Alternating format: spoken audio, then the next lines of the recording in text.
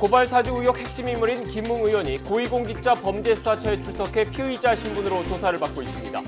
김 의원은 고발 사주는 실체가 없다며 녹취에 윤석열 전 검찰총장의 지시 내용이 없다고 주장했습니다. 대장동 의혹의 핵심 피의자 화천대유 대주주 김만배 씨에 대한 구속영장 심사가 진행되고 있습니다. 배임과 뇌물, 횡령 혐의를 받고 있는 김 씨는 성남시 정책에 따라 공모에 응했을 뿐이라며 모든 혐의를 부인했습니다. 더불어민주당 이재명 대선 후보가 당 선대위 출범 이후 첫 회의를 주재하면서 부동산 대개혁 환경이 만들어졌다고 강조했습니다. 대선 후보 선출을 이틀 앞두고 일반 국민 여론조사를 시작한 국민의힘 대선 주자들은 막판 표심 경쟁에 나섰습니다. 어제 코로나19 신규 확진자가 2,667명 발생해 역대 네 번째 규모로 나타났습니다. 하루 만에 1,000명 이상 증가한 건데 지난 주말 헬로윈과 방역 완화 영향은 일주일 뒤부터 반영될 것으로 보여 확진자 급증이 우려됩니다. 10대 확진자 비중이 전체 확진자의 24% 이상을 차지하면서 학교 방역에도 비상이 걸렸습니다. 여름 감기, 파라 인플루엔자 환자까지 급증하면서 대학 수학능력시험과 전면 등교를 앞두고 정부는 수도권 학교를 중심으로 이동형 PCR 진단 검사를 확대하기로 했습니다. LG전자 임원이 집합금지 기간에 불법 유흥업소에 수시로 드나들면서 수행기사에게 사적 지시를 하는 등 갑질을 했다는 의혹이 제기됐습니다. LG 측은 자체 조사를 벌이고 있다고 밝혔습니다. 시청자 여러분, 안녕하십니까? 뉴스앤 이슈 시작합니다. 고발 사주 의혹을 수사하는 고위공직자 범죄수사처가 오늘 오전 김웅 국민의힘 의원을 소환해서 조사하고 있습니다. 김 의원은 공수처에 출석하며 고발 사주는 실체가 없는 의혹이라고 혐의를 부인했습니다. 취재기자 연결합니다. 손효정 기자. 네, 고위공직자 범죄수사처입니다. 네, 어제 손준성 검사를 조사한 공수처, 오늘은 김웅 의원을 소환해 조사하고 있죠. 네, 그렇습니다. 고발 사주의 핵심 인물 김웅 의원이 조금 전 10시쯤 공수처에 피의자 신분으로 출석해 조사를 받고 있습니다. 원래는 비공개 소환 가능성도 점쳐졌는데 예상과 달리 포토라인에 섰습니다.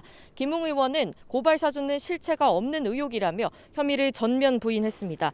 또 제보자 조성은 씨와의 통화에서 고발장과 관련해 윤석열 전 검찰총장의 지시를 받았다는 내용은 없었다고 의혹을 반박했습니다. 직접 들어보시겠습니다.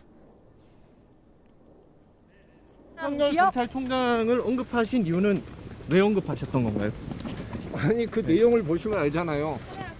그동안에 그렇게 이야기를 많이 했었는데 그 과정에서 그 내용을 보시면 알겠지만은 뭐 윤석열이 지시를 했다랄지 그 사람과 협의를 했다는 내용은 전혀 없지 않습니까? 그럼 고발 사주라는 것은 제가 보기에는 실체가 전혀 없는 겁니다.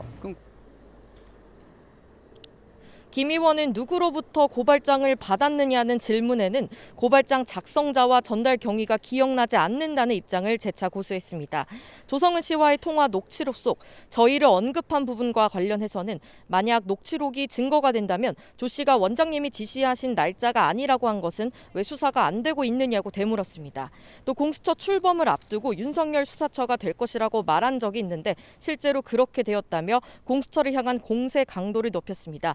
이와 함께 더불어민주당이 강제 수사하라고 지시하자 바로 손준성 검사의 구속영장이 청구됐다며 공수처와 여당의 교감을 의심했습니다.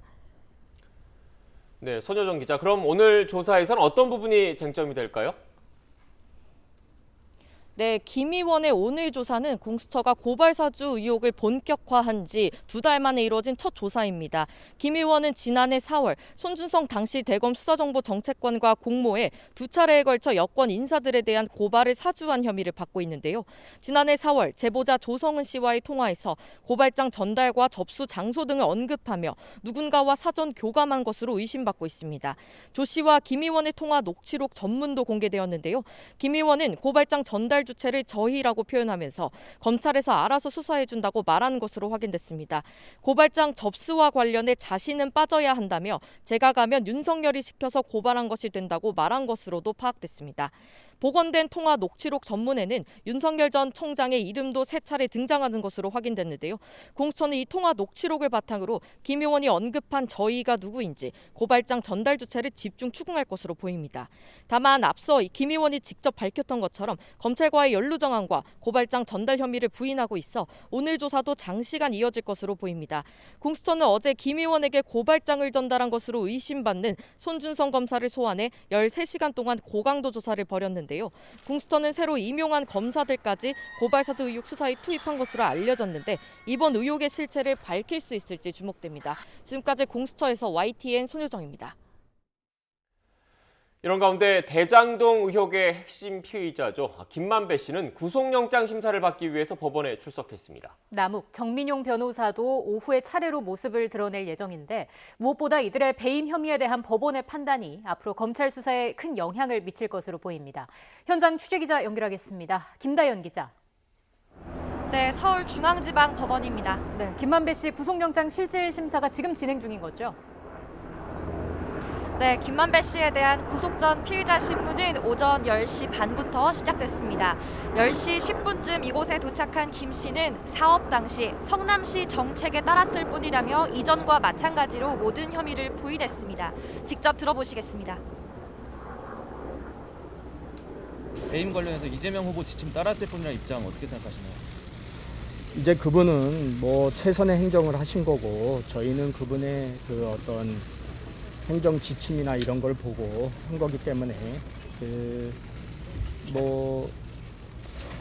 그분은 그분 나름대로 최선을 다하신 거고 행정을 저희는 이제 시가 내놓은 정책에 따라서 공모에 진행한 것이라고 생각합니다. 유동규 전 본부장이 받아야 할 돈이 있다고 했는데 그 돈이 혹시 700억인지 그렇게 뭐 많이 줄 이유도 없고 그렇게 큰 액수가 큰 부분을 이렇게 약속할 이유도 없습니다. 그러니까 그런 건 다 곡해고 오해입니다. 김 씨는 앞서 지난달 14일에도 이곳에서 구속심사를 받았는데 영장 기각 20일 만에 다시 모습을 드러내게 됐습니다. 김만배 씨에게 적용된 혐의는 배임과 뇌물, 횡령 등입니다. 첫 구속영장보다 뇌물과 횡령 액수는 줄었고 배임 액수는 보수적으로 책정됐습니다.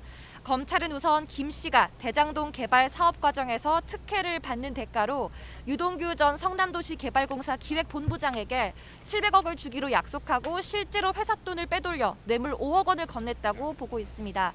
또 과거 화천대유 고문이었던 원유철 전 미래한국당 대표 부인 등에게 허위급여 4억 4천여만 원을 지급한 부분도 횡령 혐의에 포함시켰습니다.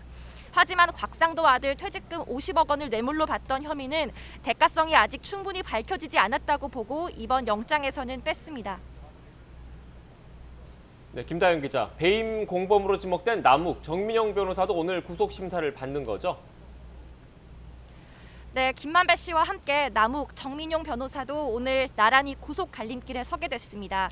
오후 3시에는 천화동인 4호 실소유주 남욱 변호사가, 오후 4시에는 공모지침서 작성에 주도적으로 관여한 정민용 변호사가 차례로 영장 실질 심사를 받습니다. 검찰은 이들이 유 전 본부장과 공모해 화천대유에 유리한 공모지침서를 작성하는 등 각종 특혜를 몰아줬고 공사에 최소 651억 원 상당의 막대한 손해를 끼쳤다고 판단했습니다. 또 검찰은 남 변호사가 정 변호사와 유 전 본부장이 함께 만든 회사 유원홀딩스의 투자금이라며 건넨 35억 원도 뇌물로 적시했습니다. 대장동 사업 총괄과 로비를 맡았던 김만배 씨와 대출 자금을 조달해온 남욱 변호사, 사업자 선정에 개입한 정민용 변호사, 검찰은 이들 3명과 정영학 회계사를 유 전 본부장의 배임 혐의 공범이라고 보고 있습니다. 5사람이 각자 역할을 분담해 공사에 막대한 손해를 끼쳤다는 건데 검찰은 배임 혐의 구조를 구체적으로 적시한 데다 최근 성남도시 개발공사도 스스로 배임을 인정한 만큼 충분히 구속 필요성이 소명될 걸로 보고 있습니다. 가장 먼저 구속된 유 전 본부장에 이어 3사람의 신병이 확보되면 수사 동력을 얻을 뿐만 아니라 성남시 결제 라인, 이른바 윗선에 대한 수사에도 탄력이 붙을 것으로 전망되는데요. 하지만 3사람 모두 혐의를 부인해온 만큼 영장 심사에서는 배임액 산정 기준 등을 놓고 치열한 공방이 벌어질 걸로 예상됩니다. 구속 여부는 오늘 밤이나 내일 새벽쯤 결정될 걸로 보입니다. 지금까지 서울중앙지법에서 YTN 김다연입니다. 네, 조금 전 방역당국의 코로나19 관련 브리핑이 시작됐습니다. 현장으로 가보겠습니다. 그리고 초기 진단 검사 지연 등으로 집단 감염이 증가하는 추세입니다. 이에 종사자와 입소자에 대해 추가 접종을 조속히 실시할 계획입니다. 추가 접종은 2차 접종 이후 6개월 후에 실시하는 것이 원칙입니다. 그러나 이들 요양병원과 요양시설 등 취약시설에 대해서는 4주 내에서 앞당겨 실시할 수 있도록 조치하였습니다. 또한 접종 여부와 상관없이 종사자에 대해서는 PCR 검사를 주 1회 의무화합니다. 지역 내 집단 발생 상황을 고려하여 지역별로는 주 2회까지 검사 주기를 확대할 수도 있습니다. 추가 접종을 받고 2주가 경과한 종사자에 대해서는 이 주기적 검사를 면제하게 됩니다. 새로 입원하는 환자와 신규 채용되는 종사자는 PCR 진단검사를 거쳐 입원 또는 채용을 하고 특히 종사자의 경우 가급적 접종 완료자를 채용하도록 권고합니다. 이들 취약시설의 환자들은 코로나19 감염 시 치명률이 매우 높은 고위험 대상자들이기 때문입니다. 접종 면회는 입소자와 면회객 모두 예방접종을 완료한 경우에 한해 허용하고 면회객 분산을 위해 사전 예약제를 시행합니다. 유증상자 발견 시의 조기검사, 실내 마스크 착용과 주기적 환기, 면회관리 등을 11월 동안 지속적으로 중점 점검할 예정입니다. 요양병원과 시설의 종사자 그리고 방문자들께서도 마스크 착용 등 기본적인 방역수칙을 철저히 지켜주실 것을 당부드립니다. 다음으로 단계적 일상회복 이행 관련 방역관리 점검 계획에 대해 말씀드리겠습니다. 방역적 긴장감이 떨어지고 해외 사례와 같이 유행이 증가할 가능성에 대비하여 선제적으로 정부 합동 점검 체계를 강화할 계획입니다. 11월 4일부터 17일까지 2주간 행정안전부와 교육부 등 8개 중앙부처와 지자체가 함께 참여하는 정부합동 특별점검단을 운영하겠습니다. 수도권을 중심으로 유흥업소와 식당, 카페, 그리고 방역패스 적용시설 등 3가지 부분에 대해 방역수칙 위반 행위를 집중적으로 단속하고 계도해 나갈 계획입니다.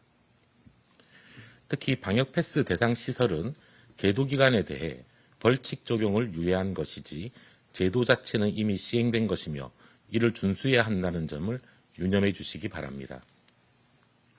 나아가 사업주 스스로 점검을 실시하는 체계를 도입하고 업종별 단체, 협회 등이 참여하는 민간 합동협의체를 구성하여 자율적인 방역관리를 유도하겠습니다.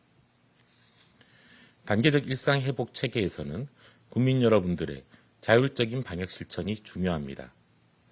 사업주와 국민 여러분들께서도 스스로가 방역 최일선의 최종사령관이라는 생각을 가지시고 일상 속의 방역 실천에 힘써 주시기를 당부드립니다.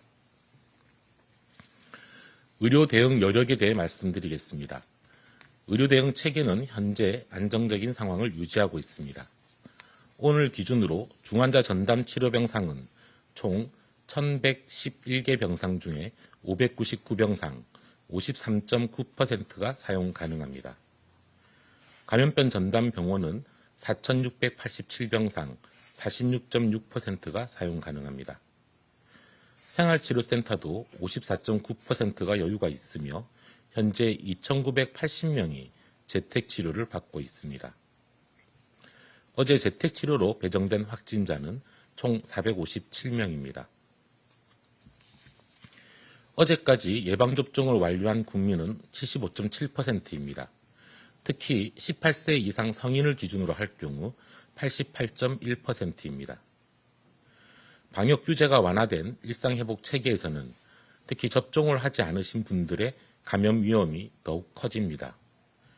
예방접종은 중증화와 사망을 방지할 뿐만 아니라 본인의 감염을 예방하여 다른 사람들에 대한 감염 전파 가능성도 줄여줍니다. 60세 이상의 분들과 기저질환이 있는 경우 감염 시 중증화와 사망에 이를 확률이 더 높습니다. 본인의 건강과 가족의 안전, 그리고 우리 사회 모두를 위해 반드시 예방접종에 참여해 주실 것을 당부드립니다. 학생들의 경우도 사회 전반의 방역수칙이 완화됨에 따라 감염 위험이 커질 수밖에 없는 대상들입니다. 향후 지속적으로 높아질 코로나19의 감염 가능성과 주변의 확진자 발생 시 접촉자 격리 등으로 인한 간접적인 피해까지 고려할 때 예방접종을 적극적으로 받아주실 것을 당부드립니다. 예방접종은 감염의 가능성을 줄여주고 감염 시에도 치명적인 피해를 막고 격리와 검사, 각종 제한 등에서도 자유로워집니다. 일상 회복에 대한 기대감과 함께 지난주 이동량은 계속 증가하고 있습니다. 지난주의 휴대폰 이동량은 2억 4,897만 건으로 직전주와 비교할 때 2.2% 증가했으며 그 2주 전과 대비할 경우 6.0% 증가했습니다. 이외에 지난주에 고속도로 통행량도 1.5% 증가하였고 신용카드 매출액도 6.2% 증가하는 등 모든 지표가 일제히 상승하고 있습니다. 일상 회복을 안정적으로 계속 추진하기 위해서는 우리 의료체계가 감당 가능한 범위 내에서 중증 환자를 관리하고 사망자를 최소화하는 것이 중요합니다. 이를 위해서 국민 여러분들께서 스스로 실내의 마스크 착용과 주기적인 환기 등 일상 공간에서 방역수칙을 철저히 지켜주시기를 당부드립니다. 특히 아직 예방접종을 받지 않으신 분들의 경우 더욱 주의해 주시기 바라고 정부의 강제적인 방역수칙이 완화될수록 일상 속에서 자율적인 방역 실천이 중요하다는 점을 숙지해 주시기 바랍니다. 정부도 모든 총력을 다해 안전한 일상 회복 과정을 차근차근 달성해 가겠습니다. 감사합니다. 지금부터 질의응답 시간을 가지겠습니다. 네, 지금까지 중앙재난안전대책본부 브리핑 전해드렸습니다. 주요 내용 간략하게 정리해드리겠습니다. 취약시설 환자는 코로나 치명률이 매우 높은 고위험 대상자라고 방역당국은 평가했습니다. 이에 따라서 접종면에는 입소자와 면회객 모두 예방접종 완료자만 허용하겠다고 밝혔고요. 접종 면회객의 분산을 위해서 사전 예약제를 시행하겠다는 내용도 있었습니다. 이어지는 브리핑은 YTN2 채널을 통해서 계속 시청하실 수 있습니다. 네, 계속해서 코로나19 현황 알아보겠습니다. 코로나19 신규 확진자 수가 2,600명대로 하루 사이 1,000명 넘게 급증했습니다. 특히 10대와 60대 이상 확진자 비율이 늘고 있는데 정부는 내일부터 방역 취약시설에 대한 합동 점검에 나섭니다. 취재기자 연결하겠습니다. 개훈이 기자. 네, 개훈입니다. 네, 먼저 오늘 자세한 신규 확진자 현황부터 정리해 주시죠. 네, 오늘 0시 기준 코로나19 신규 환자는 2,667명입니다. 전날보다 1,000명 넘게 증가한 건데요. 확진자 수가 하루 사이 1,000명 이상 늘어난 건 국내에서 코로나19 확진자가 처음으로 발생한 지난해 1월 20일 이후 처음입니다. 또 신규 확진자 2,667명은 역대 네 번째로 큰 규모입니다. 일주일 전인 지난 수요일 1,952명과 비교해도 700명 이상 많은 수치입니다. 신규 확진자 수는 주말 영향으로 주 초반 감소했다가 주 중반부터 급증하는 경향을 보이는데 이를 감안하더라도 급증세가 심상치 않습니다. 감염 경로를 보면 국내 유입이 2,640명, 해외 유입 사례가 27명입니다. 지역별로 보면 수도권이 2,073명으로 국내 신규 환자의 78.5%를 차지했습니다. 비수도권도 경남 108명, 충남 91명, 부산 77명 등으로 확산세가 이어졌습니다. 코로나19 관련 사망자는 18명이 늘었고 위중증 환자는 31명이 추가됐습니다. 백신 접종 현황을 보면 1차 신규 접종자는 4만 2천여 명 늘었고 접종을 모두 마친 사람은 8만 7천여 명 늘었습니다. 이에 따라 백신 접종률은 1차 80.4%, 2차 75.7%입니다. 네, 개훈이 기자, 이렇게 확진자 수가 2,600명대로 급증하니까 정부도 합동 점검에 나서기로 했죠? 네, 수도권의 확산세가 두드러지고 백신 접종률이 낮은 10대와 백신 면역 효과가 떨어진 60대 이상 확진자 비율이 늘고 있습니다. 오늘 아침 전해철 중앙재난안전대책본부 2차장도 전체 확진자 중 10대가 24% 이상이고 60대 이상 확진자 비율도 4주 연속 증가하고 있다고 설명했습니다. 60대 이상의 환자 비율이 증가함에 따라 중증, 사망 피해 우려도 커지고 있습니다.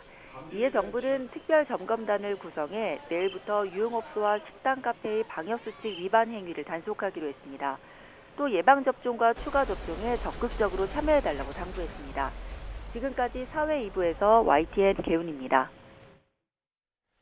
단계적 일상 회복 전환 이후 확진자가 이렇게 급증하고 있는 가운데 전북 전주의 한 초등학교와 병설 유치원에서 확진자가 잇따라 나왔습니다. 전라북도에 따르면 어제 전주의 한 초등학교 3학년 학생 16명과 병설 유치원 원아 2명, 학부모 3명이 확진 판정을 받았습니다. 지난달 30일부터 사흘 동안 기침과 발열 증세를 보인 재학생 3명이 확진되면서 이 학교 3학년 학생들을 전수검사해서 집단 감염을 확인했습니다. 전라북도 관계자는 확진자 동선을 토대로 추가 접촉자 여부를 살펴보고 있다고 말했습니다. 김부겸 국무총리는 단계적 일상회복 시행 사흘 만에 코로나19 확진자 수가 2,600명대로 급증한 데 대해서 힘겹게 쌓아온 방역의 탑이 몇 걸음 만에 무너진다면 우리가 염원하던 일상회복은 다시 멀어질 수밖에 없다고 우려했습니다. 김 총리는 오늘 SNS에 올린 글에서 길거리로 쏟아져 나온 젊은이들, 함성과 고함으로 가득 찬 야구장 모습 등을 저녁 뉴스에서 보면서 조마조마한 심정이었다며 불과 사흘 만에 훌쩍 늘어버린 확진자 수를 보면서 밤잠을 제대로 이룰 수 없었다고 적었습니다.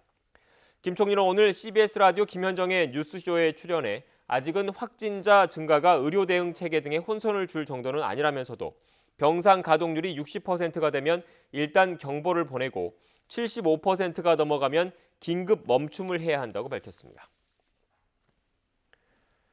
코로나19 백신 접종 이후 이상 반응으로 피해를 입은 경우 인과성이 부족하더라도 지금과 마찬가지로 내년에도 진료비와 간병비, 위로금 등을 국가에서 지원받을 수 있을 것으로 보입니다. 질병청은 백신과 이상 반응 간 인과성이 떨어지는 경우에 대해서 올해 한시적으로 진료비 등을 지원하는 사업을 내년에도 지속하기로 했습니다. 질병청은 애초 2022년 예산안을 짤 때 인과성 불충분 사례를 지원할 법적 근거가 없어서 이를 위한 예산을 넣진 않았지만 백신 접종 이상 반응에 대한 국민 불안을 해소하기 위해서 의료비를 계속 지원하는 쪽으로 방향을 정했다고 설명했습니다. 주로 4월에서 8월에 유행해서 이른바 여름 감기로 불리는 파라 인플루엔자 환자가 2달여 만에 9배 넘게 급증한 것으로 나타났습니다. 방역당국은 파라인플루엔자 유행이 독감 유행의 전조 증상일 가능성이 있다면서 올 겨울 독감과 코로나19가 동시에 유행하는 이른바 트윈데믹이 올 수 있다고 경고했습니다. 질병관리청은 9월 12일부터 18일 사이 56명이었던 파라인플루엔자 바이러스 감염증 환자가 10월 17일부터 23일 사이에는 515명으로 9.2배 증가했다고 밝혔습니다.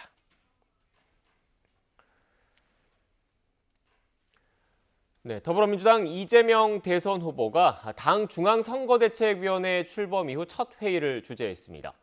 부동산 개혁 의지를 거듭 강조하고 재난지원금 추가 지급에 대해서도 언급했습니다. 대선 후보 선출을 이틀 앞두고 있는 국민의힘은 오늘부터 일반 국민 여론조사에 들어갔습니다. 국회 취재기자 연결하겠습니다. 부장환 기자. 네, 국회입니다. 네. 이재명 후보가 오늘 첫 선대위 회의를 주재했는데 일성으로 부동산 개혁 의지를 거듭 강조한 것 같습니다. 그렇습니다. 조금 전인 오전 9시 반 더불어민주당 중앙선거대책위원회의 첫 회의가 국회에서 열렸습니다. 이재명 대선 후보가 직접 회의를 주재했는데요. 어제 출범식을 가진 데 이어 오늘은 상견례를 겸해 앞으로 운영 방향과 정책 비전 등을 밝히는 자리였습니다. 이재명 후보 이 자리에서 원팀 정신을 당부한 것은 물론 어제 이어 오늘도 부동산 개혁 문제를 재차 강조했습니다. 들어보시죠. 위기는 기회라고 했습니다. 저들이 이런 부당한 주장을 하고 부당한 공격을 할 때가 바로 우리가 반격할 기회입니다. 저는 가장 좋은 부동산 대개혁 환경이 대개혁할 수 있는 환경이 만들어졌다고 생각합니다. 결국 이번 대선에서 최대 쟁점이 될 부동산 이슈를 선점하는 동시에 야권의 대장동 공세에 대한 정면 돌파 의지를 피력한 거로 읽힙니다. 이와 함께 이재명 후보는 전국민 재난지원금 추가 지급 필요성도 거듭 강조했습니다. 민생을 보살핀다는 측면에서 소상공인 보상과 지원금 최저한도 증액 등의 방안을 적극 추진해달라고 당부한 겁니다. 대선 체제로 전환한 민주당은 단일 대우를 이루는 게 당면한 과제인데 이재명 후보 이를 위해 화학적 결합에도 속도를 내고 있습니다. 그제 이낙연 전 대표 측 핵심 의원들을 만난 데 이어서 어제는 정세균 전 총리 쪽 김영주, 안규백, 이원우, 김교웅 의원과 비공개로 만찬 회동을 가지며 끌어안기에 분주한 모습입니다. 네, 국민의힘도 후보 선출이 한창인데 오늘부터 여론조사가 시작되죠? 네, 오전 9시부터 후보 선출의 향방을 가를 일반 국민 여론조사가 시작됐습니다. 여론조사 기관 4곳이 각각 1,500명씩 모두 6,000명을 상대로 이틀 동안 전화 면접을 해서 민주당 이재명 후보를 이길 국민의힘 주자는 누구인지를 사지선다로 묻는 방식입니다. 이틀 먼저 시작된 당원 투표의 경우 모바일 투표는 이미 마쳤고 오늘부터는 이틀 동안 ARS 전화 투표가 실시되는데요. 이미 투표권을 가진 당원 57만 명 가운데 54.49%가 참여해서 역대 최고치를 기록한 만큼 ARS 조사까지 합친 최종 투표율은 70%에 가까울 거란 전망이 나옵니다. 이렇게 막바지 경선 얘기가 뜨거운 가운데 제1야당의 최종 후보를 가를 승부 이제 이틀 앞으로 다가왔습니다. 4명의 주자들 긴장감을 늦추지 않고 막판 표심 공략에 한창인데 특히 민심에 호소하기 위해 대여 공세를 강화하는 모습이 눈에 띕니다. 윤석열 전 검찰총장은 SNS를 통해 이번 대선은 대장동 부패 몸통과 싸우는 선거라면서 자신이 후보로 확정된다면 정권 교체를 위한 반대장동 게이트 연합을 추진하겠다고 공언했습니다.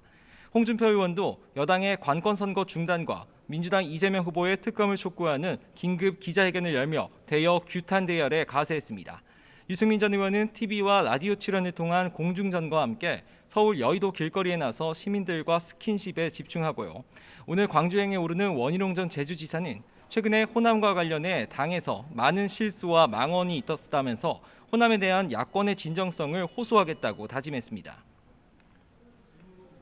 네, 부장원 기자, 이번엔 국회 상황 알아보죠. 대장동 의혹을 둘러싼 여야의 공방이 예고돼 있는 것 같습니다. 예, 그렇습니다. 먼저 국민의힘은 오전 10시 반부터 당내 이재명 비리 국민검증 특별위원회의 공개 회의를 열었습니다. 이준석 대표가 주재한 이번 회의에선 그동안 당내 대장동 의혹 조사 내용을 전반적으로 한번 정리를 하고 향후 투쟁 방안을 구상하는 자리였습니다. 최대 격전장은 오늘 오후 2시에 열리는 국회 국토교통위원회가 될 거로 보이는데요. 앞서 국민의힘 의원들의 요구로 대장동 관련 현안 질의를 위해 회의가 긴급 소집됐습니다. 여당과 합의된 일정이 아닌 만큼 민주당 의원들이나 정부 측 참석은 아직 불투명한데 야당 의원들은 대장동 수사 상황이나 새로 드러난 의혹에 대해 송곳 검증하겠다며 벼르고 있습니다. 정부의 여당의 공약 개발 의혹도 도마 위에 오를 전망인데요. 중앙선거관리위원회가 선거법 위반 혐의로 박진규 산업통상자원부 1차관을 대검찰청에 수사 의뢰한 사실이 알려지면서부터입니다.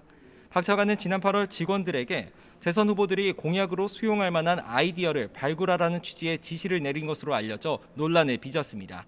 국민의힘은 산업부뿐만 아니라 여성가족부 김경선 차관도 공약 제출을 지시하는 등 관권 선거가 극심하다며 공세 수위를 높이고 있습니다. 지금까지 국회에서 YTN 부장원입니다.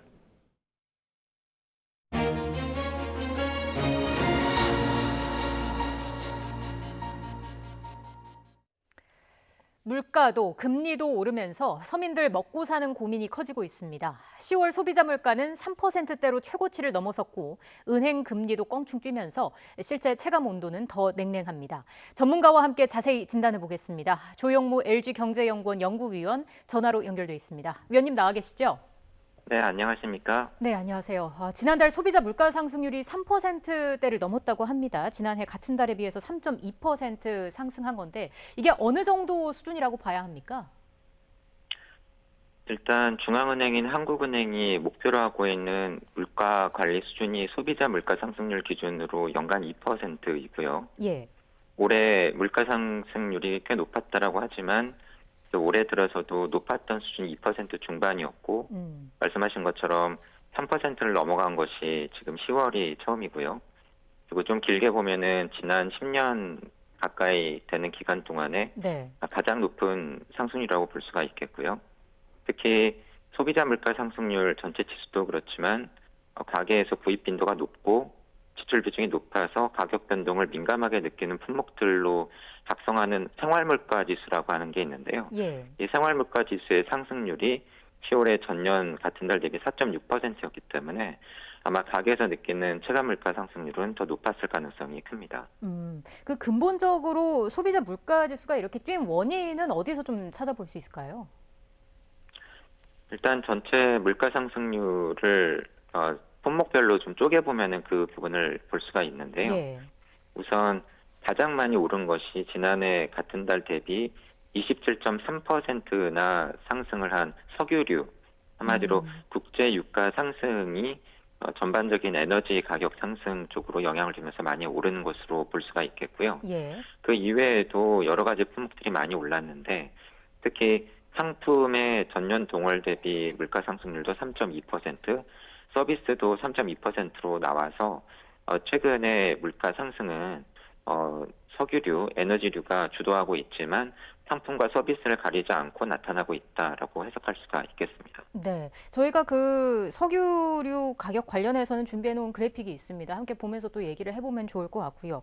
말씀해주신 것처럼 유가 상승분이 높습니다. 일단 정부가 유류세부터 서둘러서 좀 내리겠다 이런 방침을 세우고요. 다음 주부터 유류세가 20% 인하가 되게 되는데 유류세가 낮아지면 아무래도 주유소가 그만큼 기름을 저렴하게 사오기 때문에 판매가도 낮아지게 되는 거잖아요. 유류세 인하분을 소비자 가격에 반영하면 어느 정도 효과를 예상해 볼 수 있을까요? 일단 지금 알려진 바로는 정부에서 11월부터 내년 4월까지 6개월에 걸쳐서 기존 유류세의 20% 정도를 인하하겠다라고 했고요. 예. 그 효과는 리터당 휘발유 가격 기준으로 한 164원 정도, 경유 가격 기준으로 116원 정도 이러한 기름값의 인하 여지가 생기는 것으로 지금 알려지고 있습니다. 네. 하지만 다녀서 이렇게 기름을 실제로 넣으시다 보면은 최근의 상황을 보면은 지역별로 그리고 장소별로 주유소마다 그 기름값의 차이가 많게는 뭐 100원에서 200원 가까이 나는 곳들도 있고요. 특히 이렇게 유류세 인하분이 소비자 가격에 반영이 되려면 주유소들이 기존에 가지고 있던 기름, 한마디로 예전에 유류세가 높았던 원래 상황이었던 수준에서 사왔던 그러한 기름들을 모두 팔고 이렇게 재고가 소진되어야 낮은 유류세가 반영된 기름을 사온 것을 이제 반영해서 기름을 팔게 될 텐데요. 거기에는 생각보다도 상당한 좀 시간이 걸릴 수도 있다. 예. 지역별로 다를 수 있고 그리고 이러한 상황이 실제로 구입하시는 기름값에 반영되는 좀 시간이 걸릴 수 있다라고 생각하셔야 될 것 같습니다.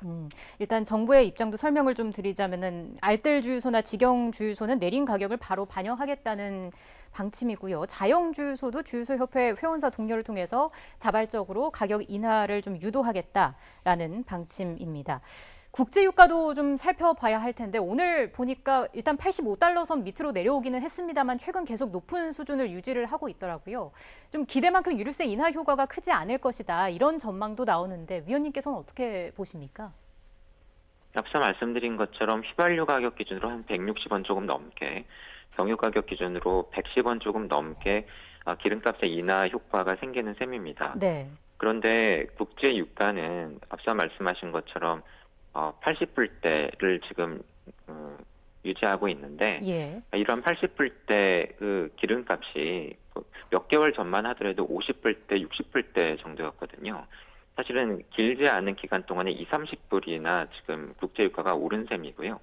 이렇게 국제유가가 많이 오른다라고 한다면은 100몇십 원 정도의 유류세 인하 효과는 사실은 단기간에 상쇄될 가능성도 있습니다. 그래서 지금 상황에서 훨씬 더 중요한 것은 국제 원유 시장에서 국제 유가가 어떠한 움직임을 보이느냐 하는 부분이 될 것이라고 봅니다. 네, 좀 상황을 지켜봐야 할 것 같고요. 지금 정리를 해드린 것처럼 물가도 이렇게 뛰고 있는데 금리까지 오릅니다. 시중은행의 대출 금리 추세를 좀 자세히 정리를 해주실까요? 8월 말과 비교를 해볼 때 한 2달 남짓한 기간 동안에 대출 금리가 전반적으로 올라가고 있고요. 네. 특히 한국은행이 실제로 단행을 한 기준금리, 정책금리 인상 0.25%포인트의 효과뿐만이 아니라 앞으로 한국은행이 추가적으로 금리를 올릴 수 있다라고 하는 것이 채권 수익률이나 국고채 수익률 이러한 전반적인 시중금리에 영향을 주면서 가계가 돈을 빌리는 대출금리도 전반적으로 많이 올랐습니다. 네. 대출의 성격에 따라서 조금 다른데요. 신용대출 같은 경우에는 상대적으로 그 기준금리들이 정부 이러한 정책당국의 정책금리에 상당히 영향을 많이 받기 때문에 한 0.5%포인트 정도 올랐다라고 볼 수가 있겠지만 변동금리부 주택담보대출 같은 경우에는 한 0.7 내지 8%포인트 정도, 그리고 주택담보대출 중에서도 고정금리부 대출 같은 경우에는 뭐 적게는 0.8에서 많게는 1%포인트 정도 지금 대출을 받으시려고 한다면은 대출금리가 올라갔다라고 볼 수가 있겠습니다. 예, 상황이 좀 이렇게 되면서 대출자들 입장에서는 좀 금리 상승을 예측하고 고정금리를 택할지 아니면 당장 크게 낮은 변동금리가 유리할지 이런 고민도 있을 것 같아요. 어떤 조언을 좀 해줄 수 있을까요? 우선은 금리 상승기에는 고정금리 대출이 유리하다라고 일반적으로 얘기들 많이 하시고 뉴스에서도 나오는데요. 예. 그렇다고 해서 변동금리 대출, 고정금리 대출로 갈아타려고 할 때는 사실은 중도상환 수수료 같은 부수적인 비용이 발생을 하게 됩니다. 그리고 앞서 말씀드린 것처럼 최근의 금리 상승기에서 실제로 대출금리의 상승폭은 고정금리부 대출이 변동금리 대출보다도 도리어 더 컸습니다. 네. 그래서 내가 돈을 이용해야 되는 기간이 어느 정도인가, 그리고 내가 현재 이용하고 있는 변동금리 대출, 고정금리 대출로 갈아탈 때 발생하는 비용이 어느 정도인가를 동시에 고려하시면서 대출 상품을 선택하시는 것이 필요하다고 봅니다. 네, 자금을 얼마나 오래 가져갈지 장단기 성격도 좀 따져볼 필요가 있다 이런 말씀을 해주셨고요. 한국은행이 이제 이달 추가 기준금리 인상을 예고했습니다. 기준금리를 추가로 올릴 경우에 이제 대출금리도 더 올라갈 가능성이 제기가 되고 있고요. 6%대 진입할 가능성도 거론이 되고 있는데 이런 경우에 좀 자영업자의 부담이 커질 것이다 이런 우려가 나오는 상황 아니겠습니까? 아무래도 코로나가 끝나지 않았고요. 사회적 거리두기는 다소 완화되고 있지만 영업이라던가 매출에서 타격이 여전히 유지되고 있는 상황에서 지난해 코로나 상황에서 이러한 자영업자 대출이 급증을 했기 때문에 아무래도 대출금리가 올라가게 되면은 이분들의 부담이 가장 먼저 커질 가능성이 우려가 되고 있고요. 예. 이와 함께 자산 가격의 상승장 속에서 대출을 많이 받아서 주식이라던가 가상화폐 그리고 주택을 구입하셨던 청년층을 중심으로 해서 아무래도 장년층에 비해서는 소득이나 신용도 면에서 취약하기 때문에 그러한 계층이 상대적으로 부담이 더 빨리 높아지고 좀 어려움을 느끼시지 않을까 생각하고 있습니다. 네, 예상되는 영향을 좀 짚어주셨습니다. 먹고 사는 물가는 계속 오르는데 문제는 이 추이가 단기간 내에 안정될 기미가 보이지 않는다는 겁니다. 앞서 말씀을 해주신 것처럼 지금 뭐 코로나 상황이 끝난 것도 아니고요. 코로나 여파의 경제 상황을 고려하면 금리를 또 마냥 올릴 수도 없는 부분일 것 같습니다. 정부의 각종 내수 부양책들도 물가를 좀 자극할 여지가 있는데 마지막으로 어떻게 전망을 하시는지 한 말씀 부탁드리겠습니다. 올해 남은 기간 동안에 한국은행의 추가적인 금리 인상 가능성은 금융시장 안에서 상당히 높게 예측되고 있고요. 그리고 기회가 되면은 한국은행은 추가적인 금리 인상 기회를 계속 모색을 할 것으로 보입니다. 하지만 올해보다는 내년에 우리나라의 전반적인 경제 성장률이 다소 떨어질 가능성이 상당히 높고요. 예. 그리고 올해보다는 내년에 그래도 높았던 물가 상승 압력이 다소 완화될 여지가 있습니다. 그렇다라고 한다면 가계부채 증가세라든가 자산시장 움직임도 중시를 해야 되겠지만 경기나 물가 움직임을 감안을 한 통화정책이 필요할 것으로 보이고요. 특히 중앙은행은 금리를 올리고 있는데 그렇게 해서 풀었던 돈을 걷어들이고 있는데 정부는 경기 대응을 위해서 돈을 쓰고 있는 상황입니다. 그러한 면에서 양쪽의 정책 조합이 보다 더 효율적으로 이루어질 수 있도록 정책 조율이 보다 더 강화될 필요가 있지 않나 하고 생각하고 있습니다. 네, 알겠습니다. 여기까지 듣겠습니다. 지금까지 조영모 LG경제연구원 연구위원과 함께 이야기 나눴습니다. 위원님 고맙습니다. 네, 감사합니다.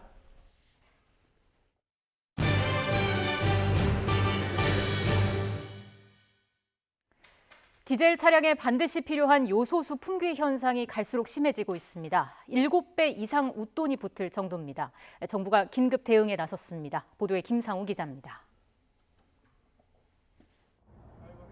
국내 화물차 대부분은 경유로 운행됩니다. 경유차 배기가스에는 발암물질이 많아서 이를 줄이기 위해 요소수 투입이 의무적입니다. 넣지 않으면 주행이 잘 안 되는 등의 문제가 생기는 장치가 설치되어 있습니다. 국내 디젤 화물차 약 330만 대 중 60%인 약 200만 대에 장착되어 있습니다. 국내에는 요소수 대량 생산 공장이 없고 대부분은 수입산인데 3분의 2쯤이 중국산입니다. 그런데 최근 중국이 사실상 요소수 수출을 제한하면서 웃돈 주고도 구하기 힘든 상황입니다. 때문에 요즘 화물차 운전자들은 혹시라도 요소수를 못 구해 운행을 못할까 봐 노심초사입니다. 3, 4일 뒤에는 멈추고 운행을 못해요. 요소수가 없어서. 아니 말도 못하죠. 우리 생계가 위협받죠. 중고거래 사이트입니다. 요소수 10리터 한 통에 7만 원에 거래한다고 올라왔습니다. 서너 달 전까지만 하더라도 10,000원대였는데 7배 비싼 값에 매물이 나왔습니다. 부르는 게 값이나 마찬가지다 보니 청와대 국민청원 게시판에 관련 민원이 줄을 잇고 있습니다. 정부는 중국 정부의 요소 수출 검사 의무 조치 이후 국내 요소 수급 현황과 국내 시장에 미치는 영향을 아주 면밀히 주시하고 있습니다. 정부는 요소수 품귀 현상이 심각해짐에 따라 산업용 요소를 차량용으로 전환하는 방안을 긴급 추진하기로 했습니다. 또 매점 매석 단속과 함께 러시아 등에서도 요소 수입을 추진하고 통관도 신속 처리해서 중국발 요소수 대란에 민관 합동으로 공동 대응하기로 했습니다. YTN 김상호입니다. LG전자 임원이 집합금지 기간에 불법 유흥업소에 수시로 드나들면서 수행기사에게 장시간 대기까지 시켰던 것으로 YTN 취재 결과 드러났습니다. 이 임원은 수행기사에게 장을 봐오게 하고 가족이 코로나 검사를 받게 운전해달라는 등 부당한 지시도 서슴지 않았다고 합니다. 김철희 기자가 단독 보도합니다. 서울 논현동의 한 유흥업소입니다. 단계적 일상 회복이 시행되기 전인 지난달까진 줄곧 문이 닫혀 있던 곳입니다. 하지만 뒤로는 단속을 피해 몰래 영업하고 있었습니다. 불법 영업을 하던 이 유흥업소에 LG전자 임원인 A씨가 수시로 드나들었던 걸로 YTN 취재 결과 확인됐습니다. 최근 들른 건 지난달 18일. 지역의 거래처 관계자들을 데리고 오후 6시부터 밤 9시쯤까지 3시간가량 해당 유흥업소에 머물렀습니다. 지난 8월엔 2차례에 걸쳐 해당 유흥업소에서 거래처 관계자와 함께 술을 마셨습니다. 지난해 5월과 8월 유흥업소 집합 금지 때도 A씨는 서울 강남의 여러 불법 유흥업소를 방문했던 걸로 파악됐습니다. A씨의 직속 상사인 고위급 임원 B씨도 몇 차례 동석했다는 의혹도 제기됐습니다. 해당 임원뿐만이 아니라 임원과 연계된 직속 상관이라든지 동료 임원이라든지 수없이 같이 갔죠. 수행기사 C씨는 A씨가 불법 유흥업소를 드나들 때마다 회사 차로 태워다주며 자주 수행해야 했습니다. 불법 업소에서 술을 마시는 동안 밖에서 기다리는 건 기본이고 A씨가 여성과 이른바 2차라도 가는 날엔 날밤을 꼬박 세워야 했다는 주장도 나옵니다. 전형적인 갑질행위로 보이는데 LG는 이와 관련해 자체 조사를 벌이고 있습니다. 이동하실 때부터 이제 만취 상태다 보니까 대기 지침이라든지 귀가 지침을 주시지 않았기 때문에 저는 꼬박 호텔 앞에서 있었던 그런 경우가 됐죠. A씨의 사적 지시는 이뿐만이 아니었습니다. 남양주 자택에 오기 전 서울 여의도 사무실에 들러 개인 물건을 챙겨오라고 이른 새벽 지시하는가 하면 코로나19 진단검사를 받아야 하는 자기 가족들을 태워다 주라고 지시하기도 했습니다. 심지어 장을 봐오라고 한 적도 있었다는 증언도 나옵니다. 일과가 다 끝나고 나서 그것도 12시가 넘은 새벽 시간에 장 보러 가는데 같이 가자고 요구해서 갔던 적도 있죠. 이에 대해 LG전자 측은 사실관계를 확인해서 위반 사항이 있으면 징계 절차를 밟겠다고 밝혔습니다. 다만 사적 지시나 용역업체를 통하지 않은 직접 지시가 문제될 수 있지만 상황이 급할 땐 불가피한 측면이 있다고 해명했습니다. 노동 조건의 악화로 연결됐다고 하면 이런 건 종합적으로 볼 때 고용노동부 지침 가이드라인에서는 직장 내 괴롭힘에 해당되죠. 집합금지 기간 불법 유흥업소 출입의 수행기사에 대한 부당한 사적 지시들까지 한 임원의 일탈 여부를 넘어 LG전자의 임직원 관리 체계에 구멍이 뚫린 게 아니냐는 지적이 나오고 있습니다. YTN 김철입니다. 이번 LG전자 임원의 갑질 논란에 앞서 재벌가 대기업 임원들의 갑질 사례는 빈번하게 있었습니다. 문제가 반복되는 이유로 수행기사들의 불안정한 고용신분과 외부의 감시가 어려운 제도적 한계 등이 꼽히고 있습니다. 이어서 임성호 기자입니다. 운전기사에게 차마 입에 담을 수 없는 욕설을 하고 빨리 전화하란 말이야. 급기야 폭력까지 행사합니다. 바로 고 조양호 한진그룹 회장의 부인 이명희 씨입니다. 여러 해에 걸쳐 경비원과 운전기사 등 9명에게 상습적으로 폭언하거나 폭행을 가한 혐의 등이 유죄로 인정됐습니다. 또 폭언과 폭행 의혹 영상이 나왔는데요. 하실 말씀 없으십니까? 이장한 종근당 회장도 수행기사에게 상습적으로 폭언을 가한 혐의로 법정에 서야 했습니다. 역시 1, 2심에서 모두 유죄가 인정됐습니다. 저의 행동으로 상처를 받으신 분들께 용서를 구합니다.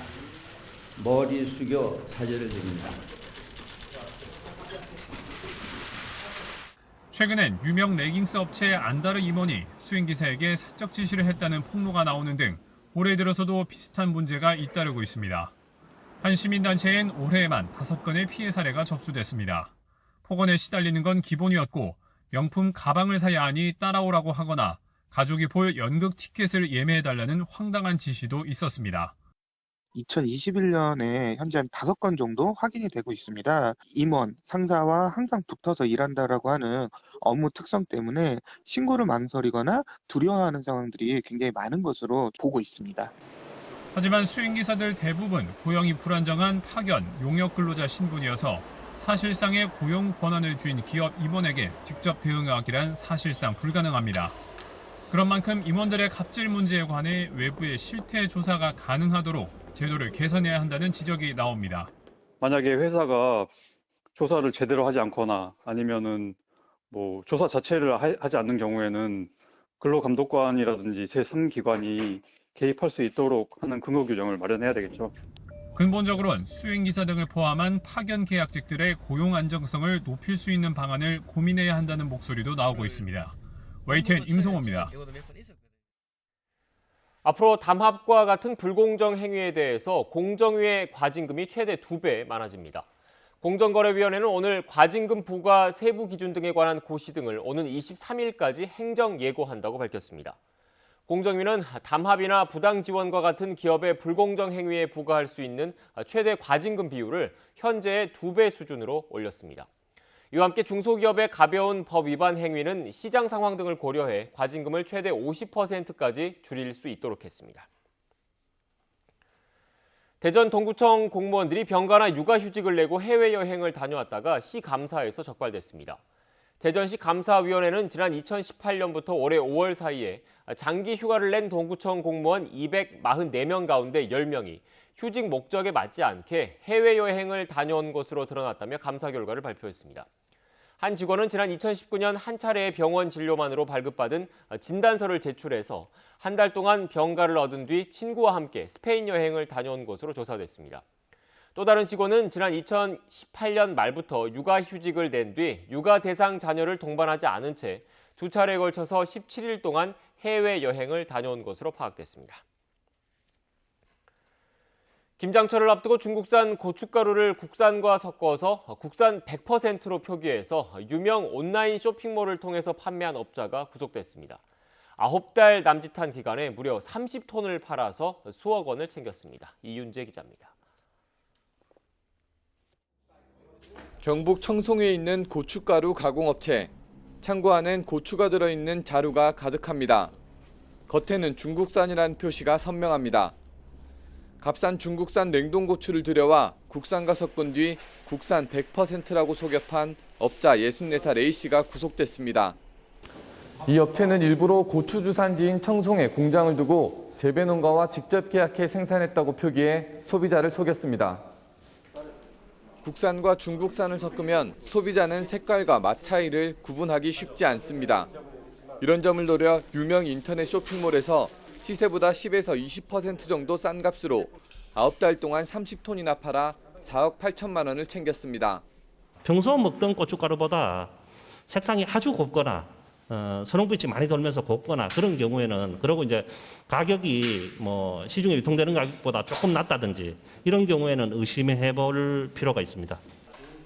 농산물 품질관리원은 김장철을 앞두고 전통시장에서 국산 고추를 진열한 뒤 가루를 만드는 사이 수입 고추를 교묘하게 섞어 파는 일도 벌어지고 있다며 주의를 당부했습니다. YTN 이윤재입니다. 아프리카 대륙의 에티오피아에서 내전이 격화돼서 정부가 국가 비상사태를 선포했습니다. 에티오피아 반군인 티그라이 인민해방전선은 수도 아디스아바바로 이어지는 핵심 도시인 대시와 콤볼차를 점령하고 수도 진격을 검토하고 있고 아비 아머드 총리는 모든 시민들에게 참전을 촉구했습니다. 아비 아머드 총리는 수십 년간 에티오피아의 지배 종족이었던 반군 세력의 정치적 동지였지만 2018년 집권 이후 이들을 부패와 인권 유린 혐의로 기소하면서 관계가 악화돼 내전이 발생했고 수천 명이 숨지고 200만 명 이상이 피난길에 올랐습니다.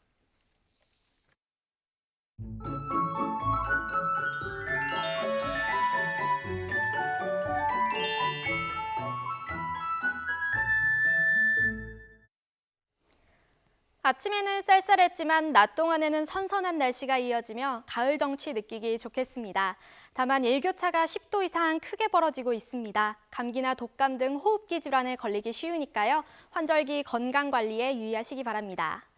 오늘 낮 동안 전국이 대체로 맑겠지만 밤부터 날씨가 급변합니다. 중부지방을 중심으로 하늘이 점차 흐려져 밤부터는 비가 내리겠는데요.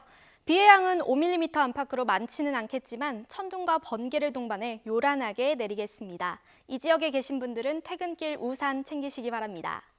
오늘 낮 기온은 어제와 비슷해 예년 이맘때 수준을 보이겠습니다. 서울 17도, 대전 18도, 부산 21도로 선선하겠습니다. 절기 입동인 일요일과 월요일 사이에는 전국에 비 소식이 들어있고요. 이후에는 기온이 큰 폭으로 떨어지며 날이 급격하게 추워질 전망입니다. 날씨였습니다. 뉴스앤이슈 2부는 정치권 소식으로 문을 열겠습니다. 저희는 잠시 뒤에 뵙겠습니다.